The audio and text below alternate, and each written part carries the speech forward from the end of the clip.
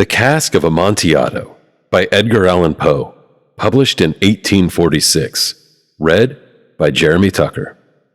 The 1,000 injuries of Fortunato I had borne as best I could, but when he ventured upon insults, I vowed revenge. You, who so well know the nature of my soul, will not suppose, however, that gave utterance to a threat. At length I would be avenged. This was a point definitely settled, but the very definitiveness with which it was resolved precluded the idea of risk. I must not simply punish, but punish with impunity. A wrong is unredressed when retribution overtakes its redresser. It is equally unredressed when the avenger fails to make himself felt as such to him who has done the wrong. It must be understood that neither by word nor deed had I given Fortunato cause to doubt my goodwill. I continued, as was my wont, to smile in his face, and he did not perceive that my smile now was at the thought of his immolation. He had a weak point, this Fortunato, although in other regards he was a man to be respected and even feared. He prided himself on his connoisseurship in wine. Few Italians have the true virtuoso spirit. For the most part, their enthusiasm is adopted to suit the time and opportunity, to practice imposture upon the British and Austrian millionaires. In painting and gemmery, Fortunato, like his countrymen, was a quack. But in the matter of old wines, he was sincere. In this respect, I did not differ from him materially. I was skillful in the Italian vintages myself, and bought largely whenever I could. It was about dusk one evening during the supreme madness of the carnival season that I encountered my friend. He accosted me with excessive warmth, for he had been drinking much. The man wore motley. He had on a tight-fitting party-striped dress, and his head was surmounted by the conical cap and bells. I was so pleased to see him that I thought I should have never done wringing his hand. I said to him, "My dear Fortunato, you are luckily met. How remarkably well you are looking today. But I have received a pipe of what passes for Amontillado, and I have my doubts." "How?" he said. "Amontillado? A pipe? Impossible! And in the middle of Carnival?" "I have my doubts," I replied, "and I was silly enough to pay the full Amontillado price without consulting you in the matter. You were not to be found, and I was fearful of losing a bargain." "Amontillado!" "I have my doubts." "Amontillado!" "And I must satisfy them." "Amontillado!"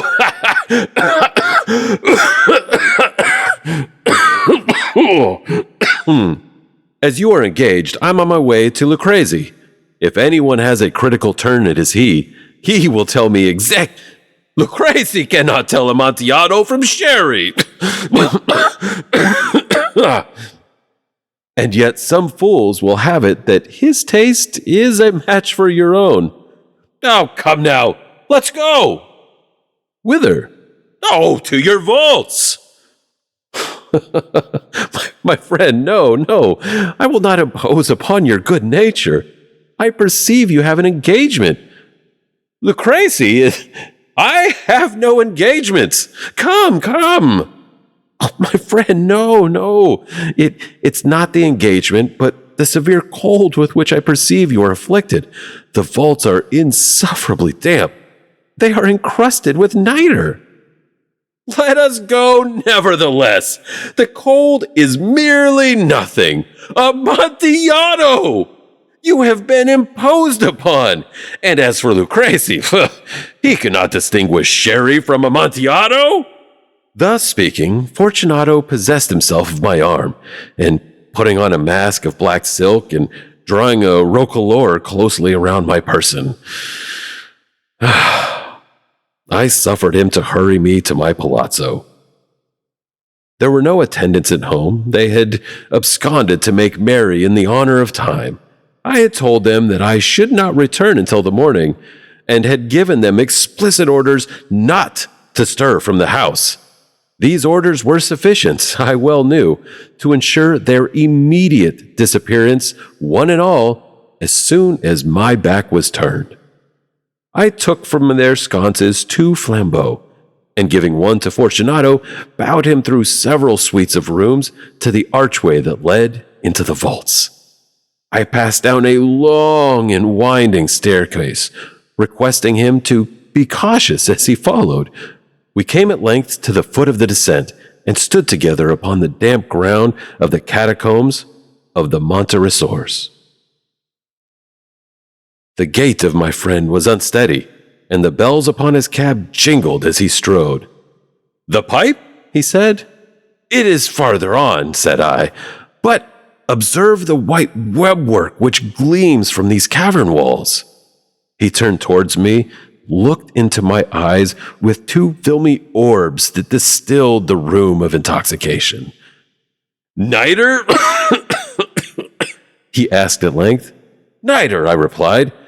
"How long have you had that cough?"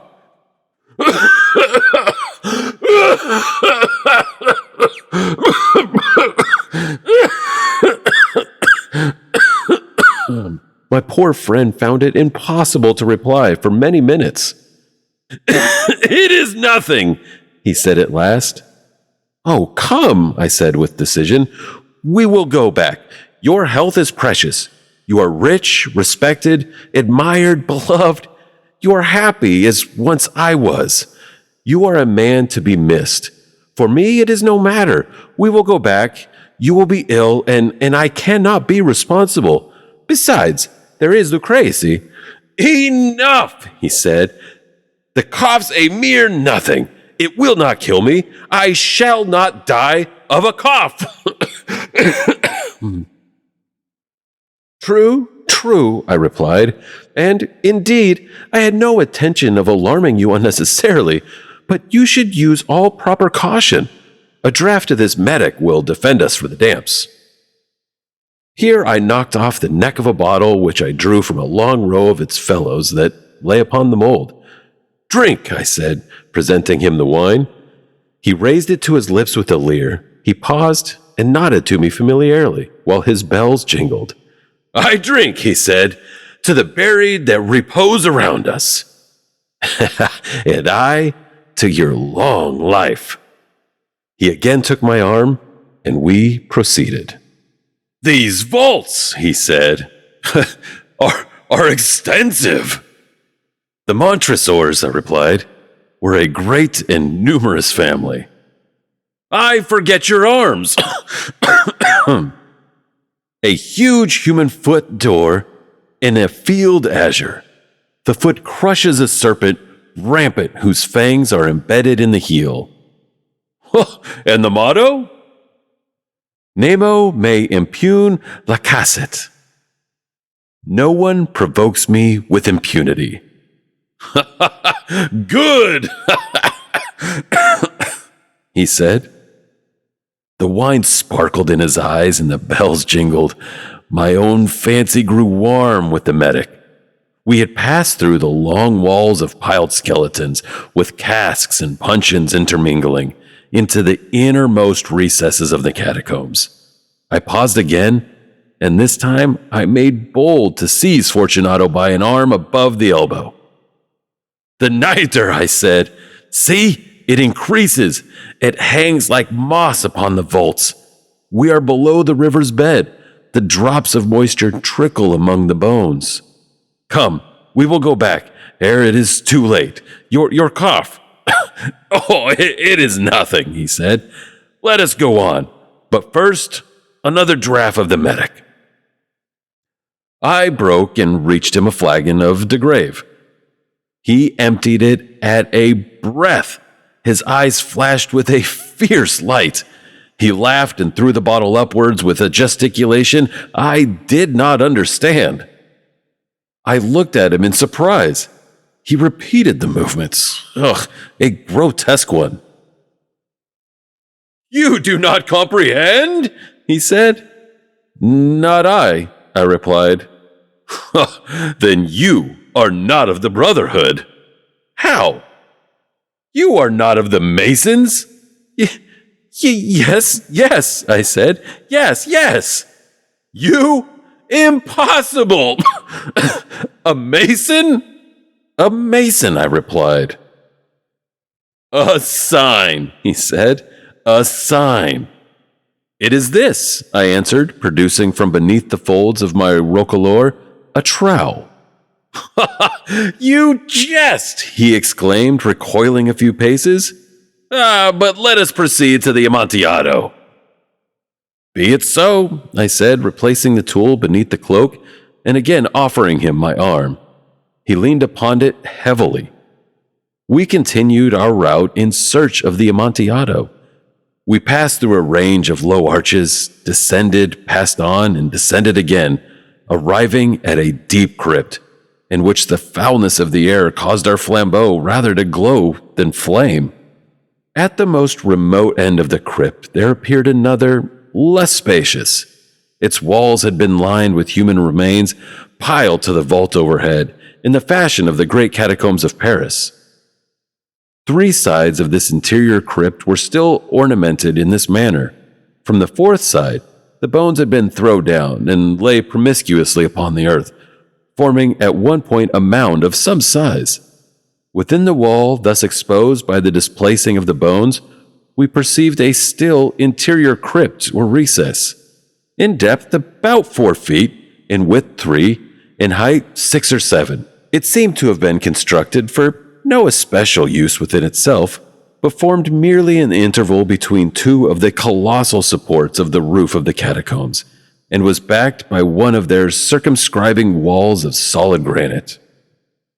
It was in vain that Fortunato, uplifting his dull torch, endeavored to pry into the depth of the recess. Its termination the feeble light did not enable us to see. Proceed, I said. Herein is the Amontillado. As for Lucrezi, he is an ignoramus, interrupted my friend as he stepped unsteadily forward, while I followed immediately at his heels.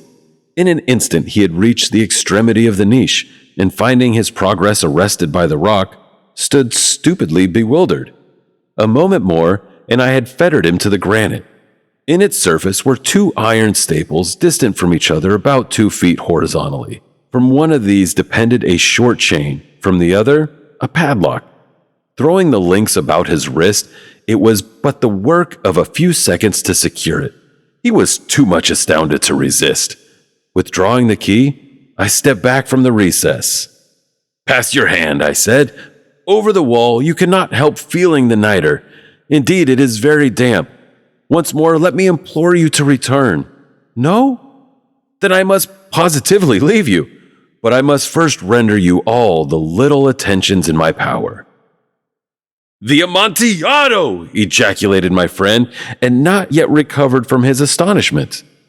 True, I replied, the Amontillado. As I said these words, I busied myself among the pile of bones of which I had before spoken. Throwing them aside, I soon uncovered a quantity of building stone and mortar. With these materials, and with the aid of my trowel, I began vigorously to wall up the entrance of the niche. I had scarcely laid the first tier of the masonry when I discovered that the intoxication of Fortunato had in great measure worn off. The earliest indication I had of this was a low moaning cry from the depth of the recess. It was not the cry of a drunken man. There was then a long and obstinate silence. I laid the 2nd tier, and then the 3rd, and the 4th, and then I heard the furious vibrations of the chain. The noise lasted for several minutes, during which, that I might hearken to it with the more satisfaction, I ceased my labors and sat down upon the bones. When at last the clanking subsided, I resumed the trowel and finished without interruption the 5th, the 6th, and the 7th tiers. The wall was now nearly upon a level with my breast.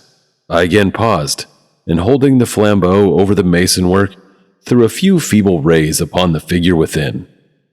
A succession of loud and shrill screams, bursting suddenly from the throat of the chained form, seemed to thrust me violently back. For a brief moment I hesitated. I trembled. Unsheathing my rapier, I began to grope with it about the recesses, but the thought of an instant reassured me.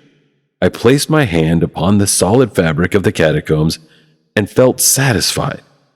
I reapproached the wall. I replied to the yells of him who clamored. I re-echoed. I aided. I surpassed them in volume and in strength. I did this, and the clamor grew still. It was now midnight, and my task was drawing to a close.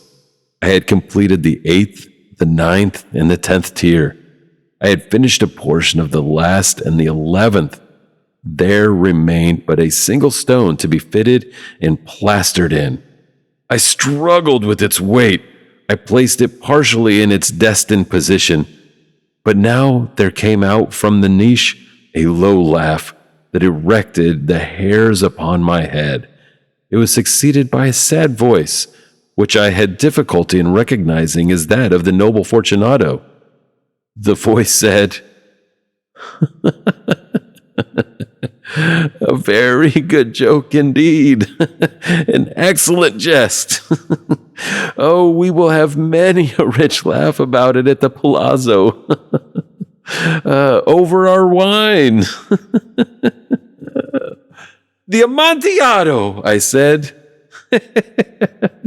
Yes, the Amontillado. But is it not getting late? Will they not be awaiting us at the palazzo? The Lady Fortunato and the rest? Let us be gone." "Yes," I said, "let us be gone." "For the love of God, Montresor." "Yes," I said, "oh, for the love of God." But to these words I hearkened in vain for a reply. I grew impatient. I called aloud, "Fortunato!" No answer. I called again, "Fortunato!" No answer still. I thrust a torch through the remaining aperture and let it fall within. There came forth in return only a jingling of the bells. My heart grew sick. It was the dampness of the catacombs that made it so. I hastened to make an end of my labor. I forced the last stone into its position. I plastered it up. Against the new masonry, I re-erected the old rampart of bones. For the half of a century, no mortal has disturbed them. In pace requiescat.